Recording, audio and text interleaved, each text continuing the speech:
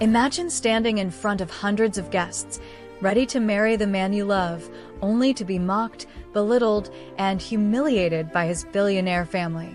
But instead of breaking down, you rise up and shut down an $840 million project right before their eyes. This isn't just a wedding story. It's a story about resilience, dignity, and the power of knowing your worth. Before we dive in, make sure you subscribe to Blackish Focus for more true and powerful stories of love, betrayal, and redemption. Karolina didn't grow up in luxury. Her childhood in North Memphis was filled with struggle, broken streetlights, leaking roofs, and second-hand clothes. But what she lacked in wealth, she made up for in determination.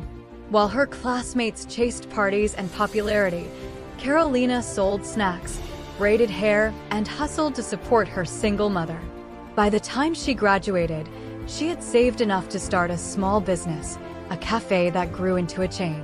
With every dollar she reinvested, her empire began to take shape.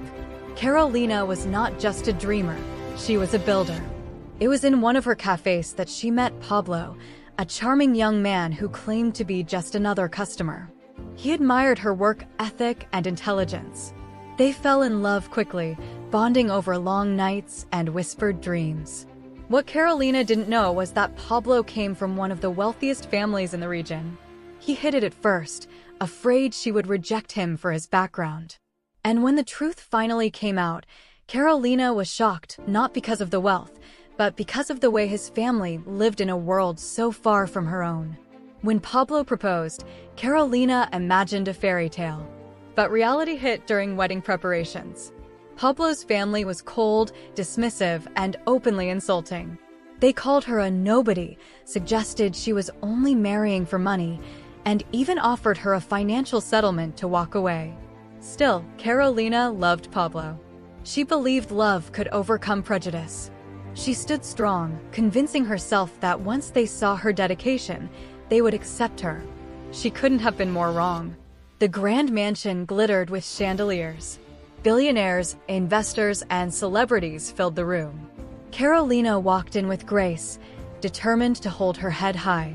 But Pablo's family had other plans. As she approached the altar, whispers spread. His mother whispered loudly enough for guests to hear, "She's not one of us."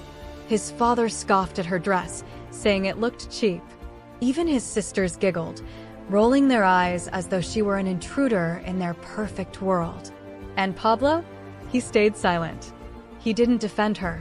He didn't stop the humiliation. That silence hurt more than the insults.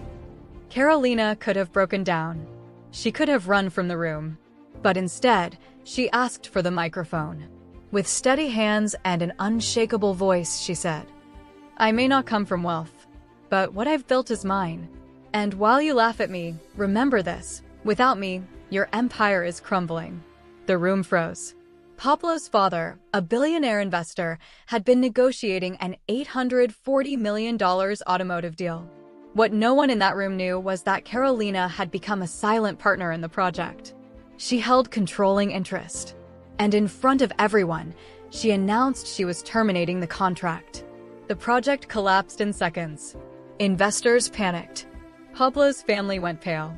Karolina placed the microphone down, lifted her chin, and walked out, leaving whispers, gasps, and chaos behind her. The girl they mocked as unworthy had just destroyed their legacy with a single decision.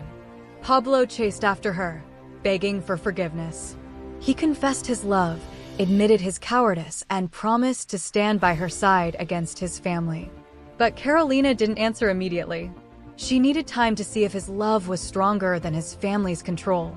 In the months that followed, Karolina expanded her businesses even further.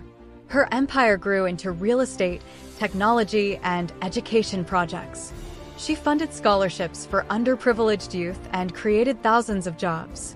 Meanwhile, Pablo had to choose his family's wealth or Karolina's love. And for once, he chose correctly. He left the mansion behind, stood beside her, and began rebuilding his life on her terms. Slowly, Karolina allowed him back into her heart, but only after proving that his loyalty was to her, not his family's fortune. Karolina's story is more than just a wedding gone wrong. It's proof that self-worth is priceless. She showed the world that love without respect is nothing, and dignity cannot be bought. For every person who has ever been underestimated, humiliated, or mocked for their background, Karolina's victory is a reminder: your value isn't defined by where you start. It's defined by what you build and who you choose to become. Now I want to hear from you. What would you have done in Karolina's shoes? Would you forgive Pablo and his family, or would you walk away forever? Comment below. Don't forget to like this video if it inspired you.